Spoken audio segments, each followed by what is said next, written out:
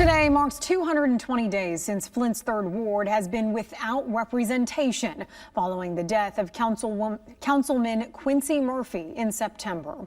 On this election day, constituents finally get the chance to take a step toward finding a voice for their community by whittling down the number of candidates running for the empty seat. TV5's Zane Omer tells us who's on the ballot and how the mayor believes this could affect the city council. Zane?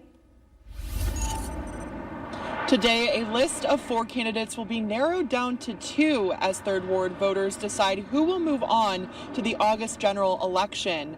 This council seat has been vacant since the death of Quincy Murphy, who died last September. The 4 candidates include A.C. Dumas, Beverly Biggs Levy, Rich Jones, and LaShawn Johnson. This isn't the first time on the ballot for Jones, Dumas, and Biggs Levy, who are running against Murphy in a recall election that was set to take place last November. However, the results were not certified due to Murphy's death.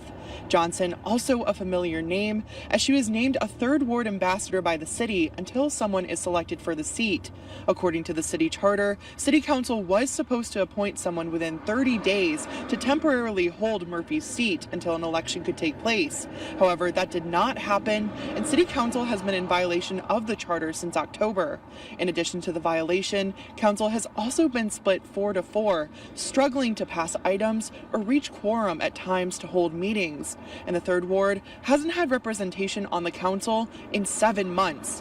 While voters are not selecting someone to fill the seat just yet, Flint Mayor Sheldon Neely tells me he believes this is a step in the right direction. This 3rd Ward primary election is very important to start the process to be able to fulfill the obligation of having representation throughout our full city. Through the failure of some city council members to be able to place people in that position pursuant to our charter, this race will definitely engage a much needed representation for the 3rd Ward residents.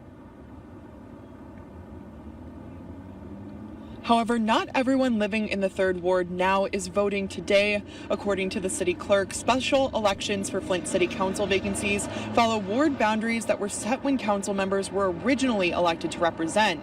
The current council was elected in November 2021 before district boundaries were changed in 2022. But if you voted in the recall in November, you will vote in this primary. Polls are open now until 8 p.m. Stick with us on air and online as we continue to bring you the results as they come in throughout the night. Reporting live in Flint, Zane Omer, back to you. They do, but we got a tie, so they're not official. They're the unofficial, which means they're going to have to hand count each ballot and see if there were any mistakes. So when Councilman Mays had ran years ago, him and Anita Brown, I believe they ended up having to count them. So, yeah. Well, that's not why I called. It popped up while I was calling. Because I always got to